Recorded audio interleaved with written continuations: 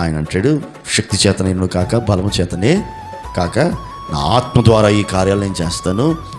ఓ గొప్ప పర్వతమా, జెరుబ్బాబెలును అడ్డగించుటకు నీవు ఎంత మాత్రపు దానవు. Praise the lord. గొప్ప పర్వతం అడ్డుగా ఉంది, జెరుబ్బాబెలును అడ్డగించుచూ ఉన్నది. దేవుడు అంటున్నాడు, జెరుబ్బాబెలును అడ్డగించుటకు నువ్వు ఎంత మాత్రపు దానవు, చదును భూమిగా మారుదువు.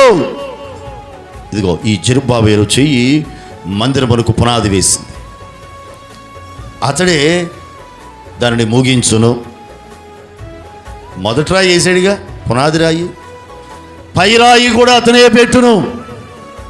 ప్రారంభించిన వాడే ముగించున్నట్లుగా. ఇది ఎలా సాధ్యం ప్రభువా?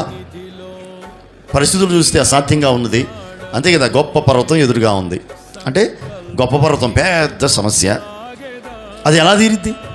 అది ఎలా చదునుభూమిగా మారిద్ది? గొప్ప పర్వతం చదునుభూమిగా ఎలా మారిద్ది అంటే, ఇది నా ఆత్మ ద్వారానే జరుగును. శక్తి చేత కాదు, నీ బలం చేత కాదు, నీ జ్ఞానం చేత కాదు. కలవరాలు ఎలా పోతాయి? ఇది ఎలా సాధ్యం?